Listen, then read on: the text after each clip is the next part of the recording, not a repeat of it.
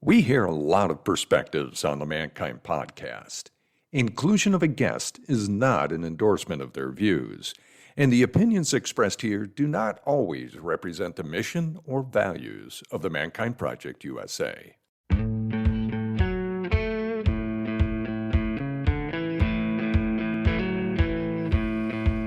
Looks like the rain has gone. Hey, and welcome to another episode of the Mankind Podcast, the show where we break the molds of modern manhood to prove there is more than one way to be a man. I'm your host, Brandon Clift, and we are live. We haven't done a live one of these in a very long time.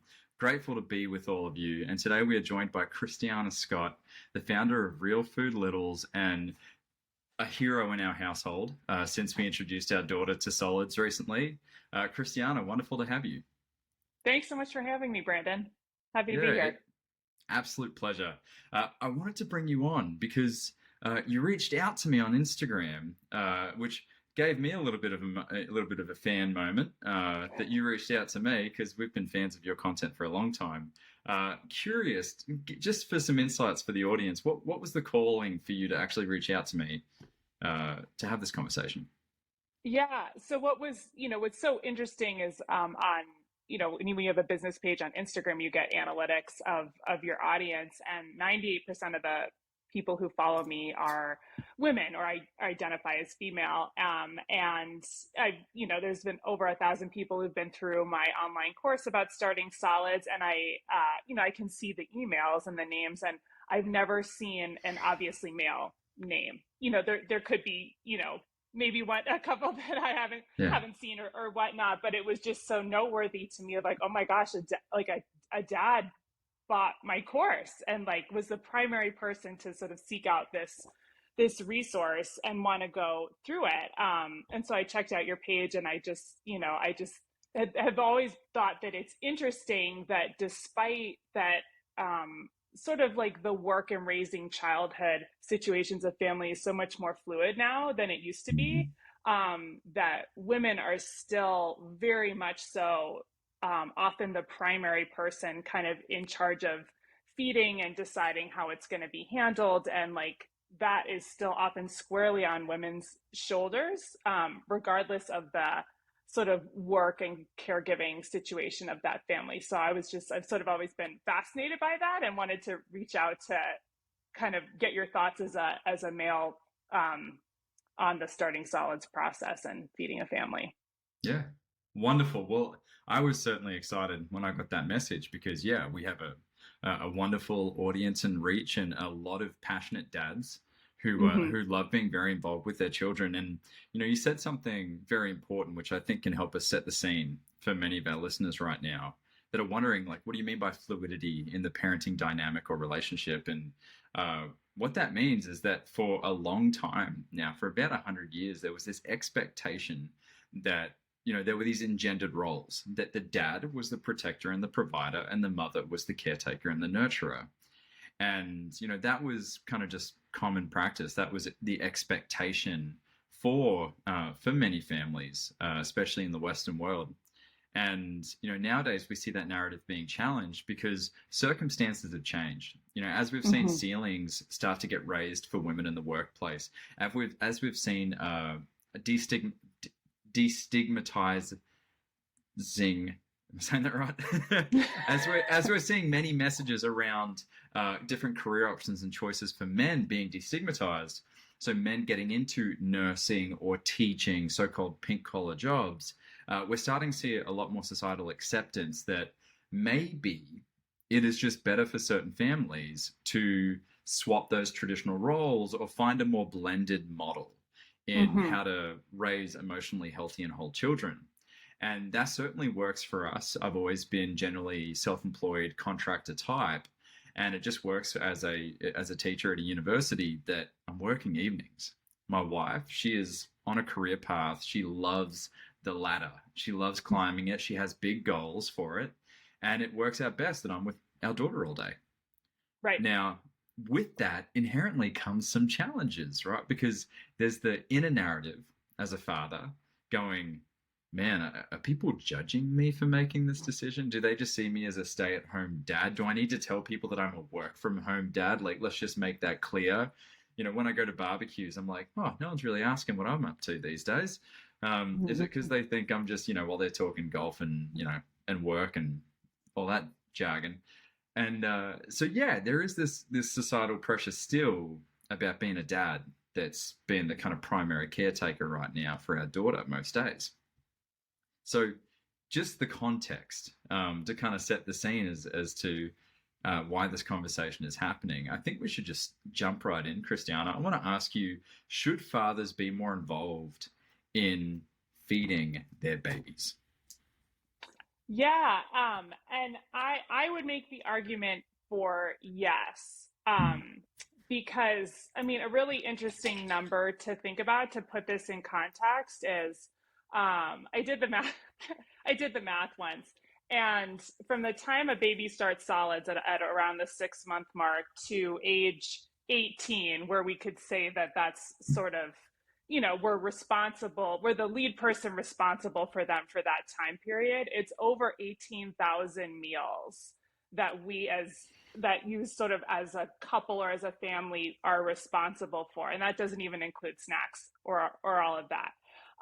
So if you think there's so many meals that happen in the morning before work or school, in the evening after work or school, on the weekends, and to your point about fluidity, like even if when someone is starting solids with a baby, like maybe in some instances, maybe the mom is home at that time, but that can change, through the course of a child's lifetime. People may go in and out of being the primary sort of breadwinner type career or the primary caregiver type person.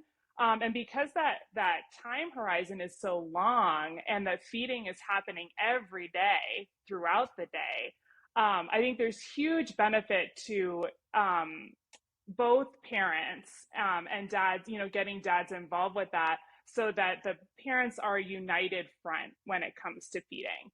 And that the children understand that the sort of expectations of like how we eat in our family are the same, whether dad's the one putting the meal on the table or mom or both, or that it's really united. So I think there's a lot of benefit to dads being more involved with it, regardless of kind of what their work/caregiving situation looks like in the division of the household. I mean, 18,000 meals, that's a lot of time over a child's development. That's a meaty portion. Yeah. And, I think about, some of my mentors that are much, boomers and older will share that the idea of the family table has really been lost in Western society right now. It's so easy for kids to be on their phones at dinner and parents to be on their phones or sitting in front of the television having a meal. And one thing I notice, and what's been a really cool kind of aha and wake up for me, because I'm certainly guilty of getting distracted with devices and all that. It's two fronts. When you're feeding your child solids and they're not used to it, from a safety level, you have to be there in front of them. Yes. Because you need, your course goes very deep into the difference between gagging and choking. So every time my daughter does gag, I'm like, is she wheezing? Is she turning red? Is she? I'm looking at these little steps, right? But which is what you need to do. Exactly. You have to be really on it. You can't be on your phone. You have to be present, right? And be there. So no distractions, no music, no TV in the background. But on another level, just sitting there with her while she mashes her avocado and puts it anywhere but her mouth. I'm just sitting there with her. And when my wife's there, we're talking, we're chatting, we're giving her positive reinforcement when she tries something new, and that bonding time, that quality time is missing a lot.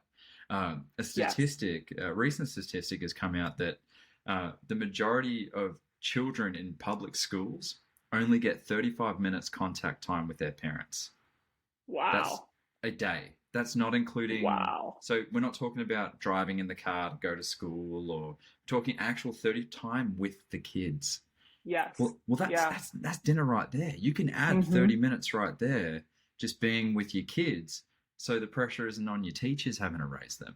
Or, more scary prospect, their friends. Who are living in the TikTok world, raising them for you. And so the benefits, one, keeping your kid alive, too. Just getting that presence, that time, that quality time. And I really want to give credit to my parents because we had this octagonal table and I'm just a little kid and I have my much older brother and sister, and they were talking about the Twin Towers. They were talking about the war in the Middle East. They were talking about local stuff happening and going on. They were telling stories from when they were kids. And as a little kid, I just, who just looked up to my parents and my siblings, I just absorbed, my sister getting cheated on by a high school boyfriend, I'm just sitting there just like witnessing cause and effect, story, sister sad, blah, blah, blah. And I believe that played a huge role. I mean, I feel like my parents gave me a bit of a head start in emotional intelligence because they never hid certain things from me. And so coming back to that family table piece, I think is really huge. And so I'm curious, how does you being the chef, the private in-home chef, for many, over 100 families and in your experience, how does your husband get involved and what has he learned through this process? And have there been any hiccups along the way? Yeah, no, that's a great question. And I mean, sort of the first part of your question of seeing this, this all started where as a personal chef, I would work for families, often with two big careers in the household sometimes. And they would hire me because they wanted to have family meals again and that they couldn't pull it off because it just got so complicated with like allergies and mom is paleo and dad wants to eat this diet. And it just, with the schedules and everything that they were losing like the family dinner. And recognize the importance of that. But it's amazing how far off track you can easily get with feeding, where it becomes much harder to have a family meal where everyone is sitting down at the table at the same time enjoying the same meal. So that was sort of like the warning sign to me of like, I did not want our family to be in that situation. Right. So I talked to my husband about, how we wanted to approach solids and do feeding in our family. And at the time, just because we were doing this during the pandemic, and we had twins, so childcare for twins was like astronomical. Oh my gosh. So we made the decision in our family that I was home with them. And he was sort of the breadwinner career at that time. But it was really important to both of us that he be very involved with this. And when you look at feeding, there's so many different aspects of it, that for all of it to fall on one person's shoulders is sort of a lot to ask. So I was the primary person, like for the breakfast and lunch meals. And then we really fought hard to have that family dinner with all of us together where he was there. He could see how they were developing with their eating and see for himself what you're experiencing of like the choking versus gagging. And that gave me the ability when I worked remotely on Saturdays and I could fully trust him. He was totally on board because he was seeing it through the week. And then he felt empowered that he understood how to feed them safely and to eat with them on the weekend when I wasn't there. And having that trust between both people is so critical, that the person who isn't maybe the primary caregiver is also really involved with that. And then also on a practical level, we figured out ways where he could be really involved to help take some of the load off of my shoulders. Like I would plan the meals and put in the grocery order and he went and picked it up on his way home from work. So I just knew that he was taking care of that piece of the food.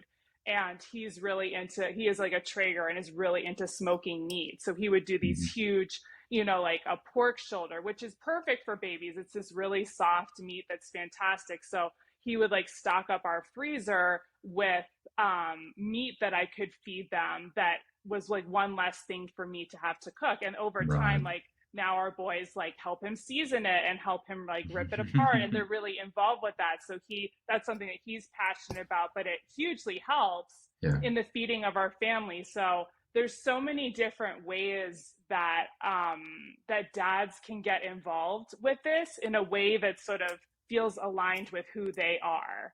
Um, so I think there's so many benefits there. For those that are just joining us live, we're joined with Christiana Scott, the founder of Real Food Littles, a hero in our household for helping us introduce our daughter to solid foods. Happy to share that there is nothing she's rejected. She is just eating everything she can get her hands on. And we've just been talking about the importance of fathers getting involved in helping with feeding their children. And I think that message, or the importance behind that, extends to many different facets of what it takes to raise a child. It's undeniable. The data is suggesting that if you want your children to be emotionally healthy and whole, it's important that dads play a bigger role in the first 4 years of a child's life. Namely in part because most fathers traditionally, so I'm not calling anyone out, but traditionally for fathers, it's when is the kid no longer pooping their pants, no longer crying, throwing tantrums, and I can play with them and roughhouse with them. That's a common narrative. Like, when is the kid going to be fun? When can I talk with them? When can I, right? Not the waking up 3 times a night because they're teething. That's us right now. So if I get a bit poopy brain and my words start to cross, you know why. When your child is in pain and crying a lot and fussy and not, or they've got diarrhea or whatever, like being there for those things, even if it doesn't feel like it, just that presence is giving them extra exposure to, a 2-parent dynamic. Now, understandably, not a lot of parents have that dynamic, but what we've been touching on here is the importance of just being present with your children as they build a relationship with something that's so important, the food they're putting in their body. Christiana, I want to ask you, like, let's butter up the offering a bit more for dads here, for fathers. Like, if your husband was with us right now, what would he say has been his most enjoyable moments in being involved in feeding the kids? I know you mentioned seasoning the pork and helping tear it apart and stuff like that, but what are some things that he would say that have really lit him up about this process? I think for him, it was seeing the development. I think he was equally as amazed as I was how you go from these totally inept babies, which is where you are right now, where it's just like mess and they're just trying to even find where their mouth is, of like how how sort of like messy it is in the early days, to this progression to the point where we have 3-year-old toddlers now, where they now have like a ceramic plate and they eat with a fork and they eat whatever we're eating. We just sit at the table as a family enjoying the same food, and as their language develops, we talk about the food and talk about our day and just how incredible it is to be able to do that. And he just loves it. He comes home in the evening and we sit right down to dinner. So we have that is like an ironclad part of our day and our family that we as a couple protect at all costs. And he, sometimes has to give up things in order to be there. But it's like, he says to me that that's like the best part of his day, is that he comes in and the boys like rush up to him and give him a huge hug and say, "Daddy, like, look what we helped make for dinner." And we sit down and we enjoy it together. And that sounds so simple, of like, oh yeah, like family dinner, whatever. But I can't tell you how many families this has been lost, and how much value there is for fathers and families, as you said, to have that time, and that the sort of predictability and the stability that comes with finding a way in your family to sit down together with the whole family, baby and little kids included, as often as you can. And he just loves that.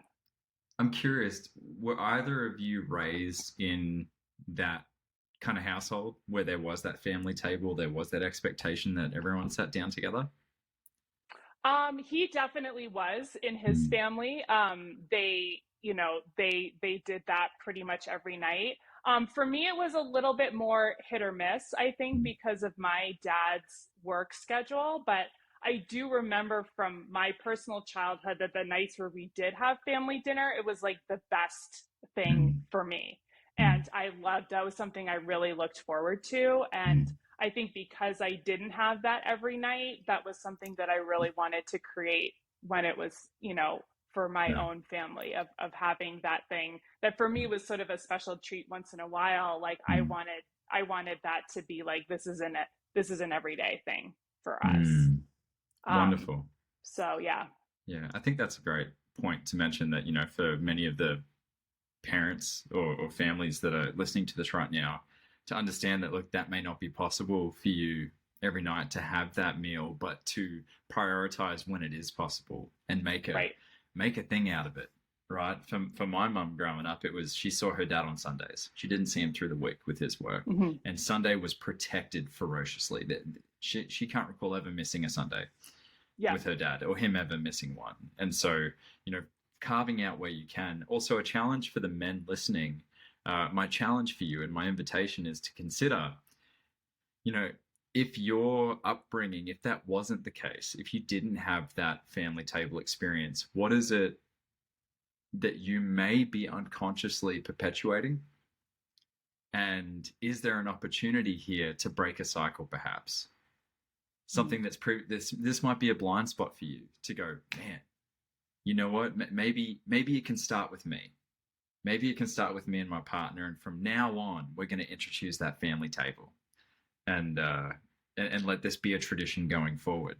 Um, I'm a little averse to mess, and it's been a process, Christiana. I have to say, when It's tough.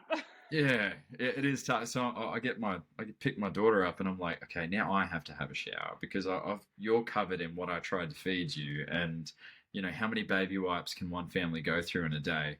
Um, but the mess Yeah. is becoming fun. It's becoming, it's like, can we put it on our head now? Can we? Her favorite thing is I give her a big piece of this kid. Man, this kid's so lucky. My mother-in-law bought us a tomahawk steak for my Father's Day. Hmm. And so I make her a little bit of ribeye, and she's just rubbing this thing in her ear, all over her head. It goes in the mouth. She uses it to rub her eye, which fortunately I Oh, didn't. nice. And I didn't salt it, so I'm conscious of the salt. But yeah, her whole face and head and everything smothered. She was in hog heaven. Hog heaven. With this piece of meat, which eventually just became grey because she had sucked the life out of it entirely. And just telling the story makes me smile and it makes me happy and brings me so much joy to know that. And I don't know if you have any Italian or Greek heritage in you, but you talk to the nonnas, right? The matriarchs of these cultures and these families that go like, the table, the meal, like this is where family comes together. This is Yes. where whatever's happening in the world stops because we are together right now in this moment, having this Right. experience. So my question for you is, do you have like a hairy, audacious goal to get more men involved? I know you've got 98% women following you on Instagram. What do you think the call to action is, or what is a way that we can invite men to become more involved in this process outside of having a conversation like this? Yeah, I think it's just that there's so many benefits to being involved, both for the children, I think, because so many dads are really interested in, what do we need to do to raise, to your point, like help, emotionally healthy, stable kids. And a lot of dads are interested in that. And just sort of the realization that there is so much potential within feeding to help accomplish that goal in terms of like the time spent and the investment in being able to share a meal together, and the involvement in the early days. You're in it now. Like, Yeah.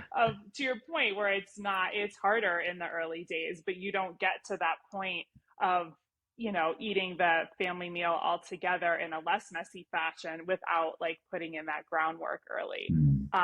So I think once I've found that once dads see the benefits of this and see, the benefits of this down the line, then they're like, yeah, this is something that I want to be involved with. I want to be part of this, like with our family, and help support, provide help with the, with what needs to happen to do this process. Wonderful. Well, I hope we can be allies going forward and supporting that mission. And I certainly can speak for myself, the benefits that I've received from this process and the empowerment. My wife is the primary breadwinner. And so to digest your course and then check in with her and teach her what I'm learning and then seeing her take those skills, it's very empowering. It's great for intimacy between her and I, right? Just that connection between her and I, especially for any of those dads who may not be the primary source of income, to feel that contribution piece, right? To feel that providing piece that you may still have kind of niggling in the back of your mind as a man, right? To go, you know what, like there is no price you can put on this process. It really is absolutely priceless. And so I'm excited to see where this goes. Any new courses in the future? Are you thinking of perhaps something next that you want to provide? I've had a lot of requests. I have an online course of how to do baby-led weaning, which is what you've done, Brandon. And there's part of that. There's like a digital cookbook, but I've had a lot of requests. For some families where they may have found me when they're on child number 2 or 3, where they've done baby-led weaning, but they just need more ideas of meals where you can have something that the adults want to eat and is baby safe. I think that's really where the void is in terms of like recipes and cookbooks and stuff, because it's a lot more challenging if you have to make special like baby food or baby-led weaning type food for your child and cook for for the adults in the household. And so what I've sort of carved out for myself is like ways to create meals that are not bland mush for the adults, but that are baby safe for a baby and appropriate for a baby and whatnot. So I think the next thing that I'm sort of eyeing up is like a more formalized cookbook of just like more options for meals to make this process easier. Yeah, very cool. Well, for those listening that want to find out more about Christiana and the Real Food Littles program, you can head to realfoodlittles.com. You can find all the information you need, including the course information, as well as on Instagram, Real Food Littles. And the content there is just phenomenal. We eat it up. It's digestible. It's applicable. Where else? Is there anything I missed as far as how we can find out more about you and perhaps keep an eye out for when that course comes out? Yeah, no, Instagram and my website are the sort of primary ones for right now. So yeah. Wonderful. That's good. Absolutely wonderful. Well, this has been such a pleasure, Christiana. Thank you for taking the time. I look forward to going live with you on your pages and, giving some dads perhaps the gift of going second and sharing with them how great this process has been, how enjoyable and empowering it has felt, as a father getting involved in my daughter's development. And if I can shout from the rooftops anything about this program is my daughter eats what we eat, which has been amazing. Yeah. Not having to put that special thing in the microwave or cook that second dish. It's like, if we're doing tacos, she's doing tacos. If we're doing stir fry, she's doing stir fry, which is kind of also helps establish the power dynamic of like, we have the power child. This is not a democratic society. This is a dictatorship. You are under our house and rule.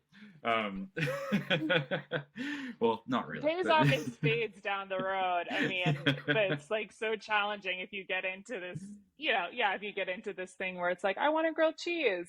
And, it doesn't have to be that way. I think we've so normalized that, but it doesn't have to be that way. And that's what I want people to know.